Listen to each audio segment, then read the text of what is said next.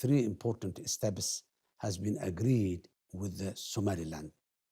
Number one is the relocation of the Palestinians to the territory. And number three is providing a military base, Israel, in the Gulf of Aden coast.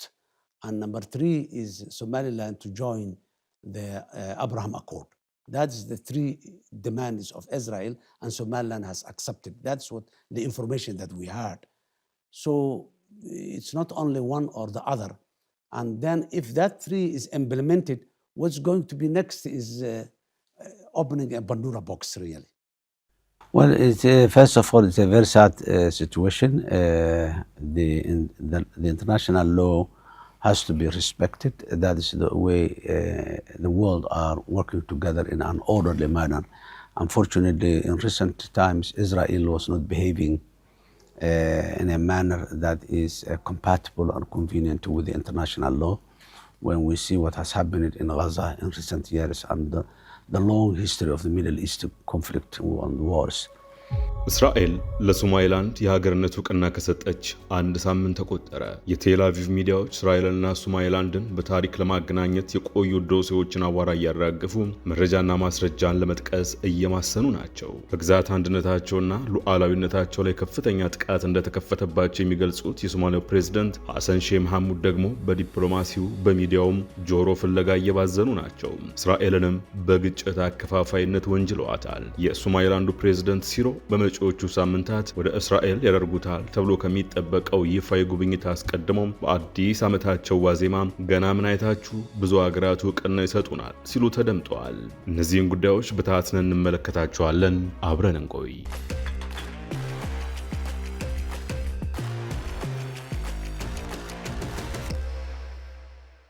ሶማሊላንድ በ1991 እንደ አውሮፓውያን አቆጣጠር ከሶማሊያ ተነጥዬ ሀገሩኛለሁ ካለችበት ጊዜ ወዲህ አንድም አይሁድ በሃርጌሳ ስለመኖሩ በውል አይታወቅም ሲል የሚጀምረው ዘ ታይምስ ኦፍ እስራኤል ሀተታ አይሁዶች ባይኖሩም ከእነርሱ ጋር የተያያዙ ቀልብ ሳቢ ታሪኮች ግን አሉ ይላል።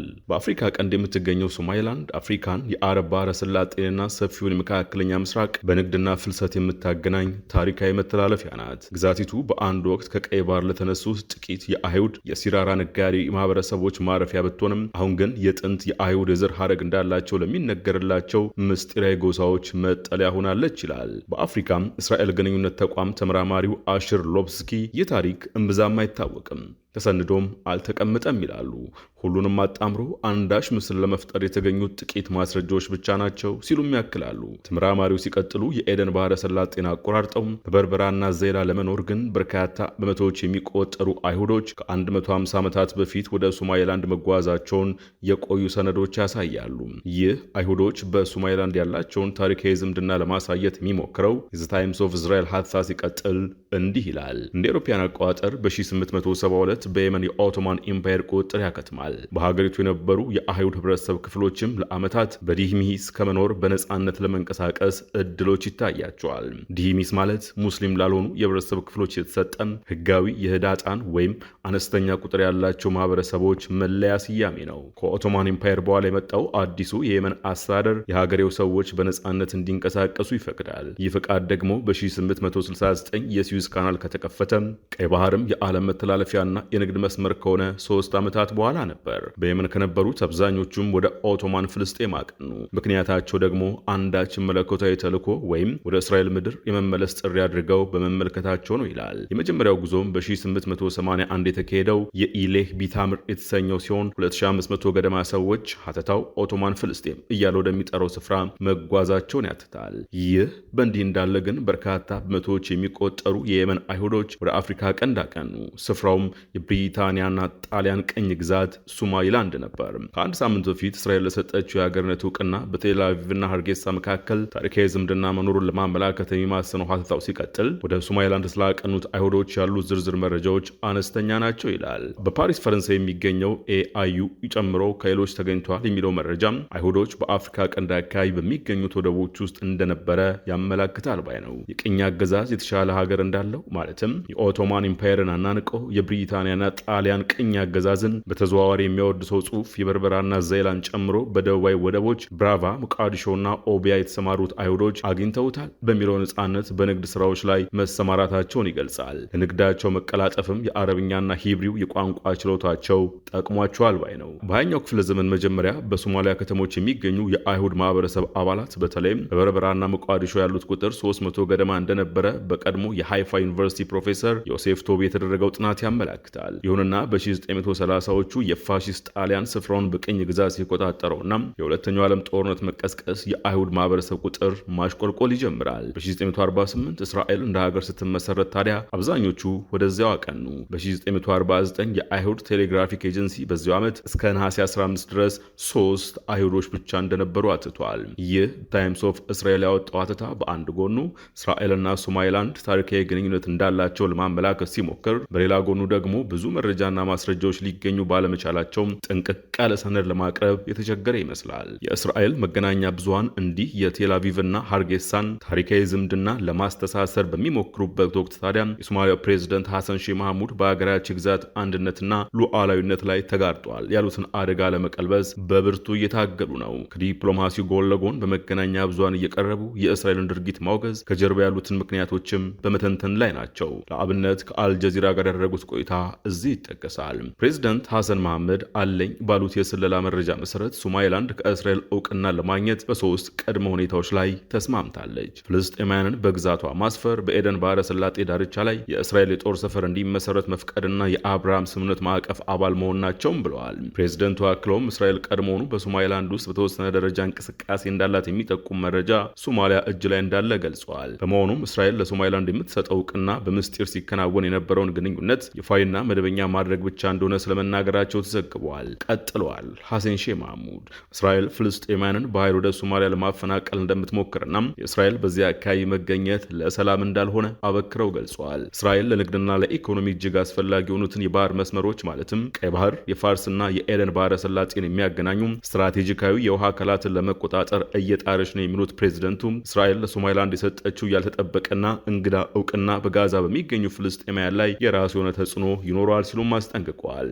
እርሳቸው ይህን ቢሉም ቅሉ ሶማሊላንድ ግን ቅድመ ሁኔታዎቹን ውድቅ አድርጋለች። ሃርጌሳ በይፋ ባወጣችው መግለጫ ለተሰጣት የሀገርነት እውቅና በምላሹም በግዛቷ ፍልስጤማውያንን ማስፈርና የጦር ቤዝ መመስረት የሚባሉትን አጥብቃ ውድቅ አድርጋለች። የሶማሊላንድ የውጭ ጉዳይ ሚኒስቴር ባወጣው መግለጫም የሶማሊላንድ መንግስት በሶማሊያ ፕሬዝዳንት ፍልስጤማውያንን ማስፈርና የጦር አምባ ማቋቋም በሚል የተሰራጩትን ሐሰተኛ መረጃዎች በጽኑ አይቀበለውም ብሏል። መግለጫው ሲቀጥል ሶማሊላንድ ከእስራኤል ጋር ያላት ግንኙነት ንጹህ ዲፕሎማሲ ላይ የተመሰረተ ዓለም አቀፍ ግጋትን በሙሉ ያከበረ የሁለቱም ሉዓላዊ ሀገራትን ጥቅም ከግምት ውስጥ ያስገባ ነው ሲል ሞግቷል። ምንም እንኳን ሁለቱን የፕሬዝደንቱን ክሶች ማለትም ፍልስጤማውያንን ማስፈርና የጦር ሰፈር መገንባቱን አጥብቆ ቢቃወምም ስለ ሶስተኛው ክስ የአብርሃም ስምምነት አካል ትሆናለች ስለሚለው ግን ምንም ያለው ነገር የለም። በተለመደ ዲፕሎማሲያዊ ቋንቋ ደግሞ ዝምታም እንደ መስማማት ይቆጠራል።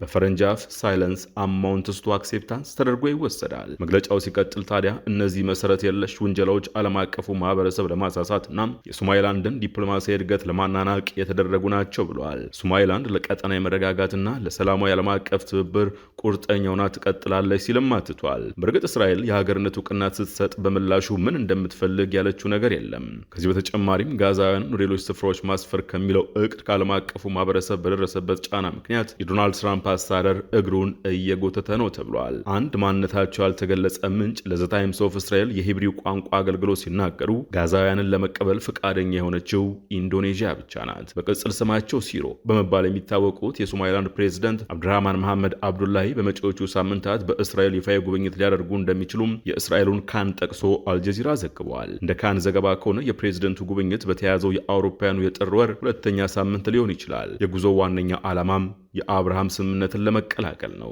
በእርግጥ የእስራኤሉ ጠቅላይ ሚኒስትር ቤንያሚን ኔታንያሁም ለሶማሊላንድ እውቅና ከሰጡባቸው ምክንያቶች አንደኛው ሃርጌሳ በአብርሃም ስምምነት ለመሳተፍ በመፈለጓ ነው ብለዋል። እንደ ቢቢሲ ዘገባ ኔታንያሁ አሜሪካ ውስጥ ኒውስ ማክስ ከተባለ መገናኛ ብዙሃን ጋር በነበራቸው ቃለ ምልልስ ለሶማሊላንድ የሰጡት እውቅና በአብርሃም ስምምነት መሰረት ለዘብተኛና ዲሞክራሲያዊ ሙስሊም ሀገር ለመደገፍ ባላቸው ውሳኔ የተነሳ መሆኑን ገልጸዋል። ኔታንያሁ በሶማሊላንድ ያለው የፖለቲካ ስርዓት በቀሪው ሶማሊያ ከሚታየው በእጅጉ የተለየ መሆኑንም አብራርተዋል። ይህንንም ሲገልጹ በቀሪው የሶማሊያ ግዛት ያልተረጋጋና በአሸባሪዎች የተወረረ ነው ይላሉ። ኔታንያሁ ለሶማሊላንድ እውቅና እንዲሰጡ ያደረጋቸውን ሌላ ምክንያት ሲያስረዱ ሶማሊላንድ 6 ሚሊዮን ሕዝብ ያላት ሀገር ናት። ለዘብተኛ ሙስሊሞች ይኖሩባታል። የአብርሃም ስምምነትን መቀላቀል ይፈልጋሉ። ይህ ጥሩ ይመስለኛል። ዲሞክራሲያዊ ናቸው፣ ምርጫም ያካሂዳሉ ሲሉ ተናግረዋል። ቀሪው የሶማሊያ ክፍል ግን አሸባሪው አልሻባብ አለ። እውነተኛ ምርጫ ለመጨረሻ ጊዜ መቼ እንዳካሄዱ አላውቅም። ምናልባት 10 ዓመታት ይሆናል። በርካታ አሸባሪዎች በዚያ አሉ ሲሉም ተናግረዋል። እስራኤል ላለፉት 34 ዓመታት እንደ ሉዓላዊ ሀገርነት እውቅና ለማግኘት ስትጥር ለነበረችው ሶማሊላንድ ባለፈው ሳምንት ልክ በአርብ ዕለት እውቅና እንደሰጠች አይዘነጋም። ይህ ግን ከበርካታ የዓለም ሀገራት፣ ከአፍሪካ ህብረት፣ ከአውሮፓ ህብረት እንዲሁም ከአረብ ሀገራት ተቃውሞ ገጥሞታል። ኔታንያሁ ከኒውስ ማክስ ጋር በነበራቸው ቃለ ምልልስ ወቅት ታዲያም የተለያዩ ጉዳዮችን አንስተዋል። መካከለኛው ምስራቅ እርሳቸውና ፕሬዚደንት ትራምፕ ተመሳሳይ ራዕይ እንዳላቸው የተናገሩ ጠቅላይ ሚኒስትሩ ብዙ ነገር አሳክተናል ሲሉ ተደምጠዋል። ኔታንያሁ ከትራምፕ ጋር ለሐማስ ትጥቁ እንዲፈታና ጦርነቱን ለማስቆም በስምምነቱ መሰረት የተጣለበትን ግዴታ እንዲወጣ የ60 ቀናት የጊዜ ገደብ ለመስጠት መስማማታቸውንም ተናግረዋል። ሲሮ ቴልአቪቭን እንዲጎበኙ ልክ የዛሬ ሳምንት እውቅና በተሰጣቸው ጊዜ ከኔታንያሁ ጋር በቪዲዮ በተነጋገሩበት ወቅትም ጥሪው ቀርቦላቸው ነበር። የዛሬ 2 ዓመት ገደማ ሶማሊላንድ ከኢትዮጵያ ጋር የመግባቢያ ስምምነት በተፈራረመችበት ወቅት እንዳደረጉት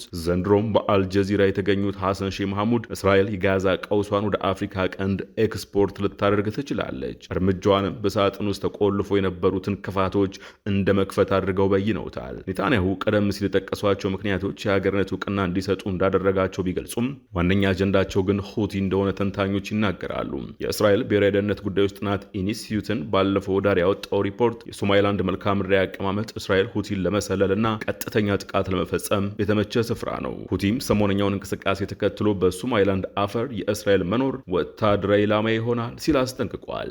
የቀድሞ የሶማሊላንድ የስለላ ኃላፊ ሙስጠፋ ሐሰን ታዲያ ይህን የሁቲ ዛቻ የጦርነት አዋጅ ሲሉ ፈርጀውታል። ዛሬ አንደኛ ሳምንቱን ያስቆጠረው የቤንያሚን ኔታንያሁ ውሳኔ እንደ ሞቃዲሾ፣ ባይዷም፣ ላስ አኖድ ባሉት የሶማሊያ ከተሞች በ10 ሺዎች የሚቆጠሩት አደባባይ ወጥተው ተቃውመውታል። ከ50 በላይ ሀገራትም የእስራኤልን እርምጃ አጥብቀው አውግዘውታል። የአፍሪካና የአውሮፓ ህብረትም የሶማሊያ ግዛት አንድነት መጠበቅ አለበት ብለዋል። ውግዘቶች ቢቀጥሉም የሶማሊላንድ ፕሬዝዳንት ሲሮ ግን ለአውሮፓውያኑ አዲስ ዓመት ዋዜማ ባስተላለፉት መልእክት ገና ምን አይታችሁ ብዙ ሀገራት እውቅና ይሰጡናል ሲሉ ተደምጠዋል። የዛሬው የማልዳ ትንታኔ በዚህ ውስጥ ተጠናቋል። አዲስ ማልዳን ሰብስክራይብ፣ ላይክ እና ሼር ማድረግን አይዘንጉ። ጤና ይስጥልን።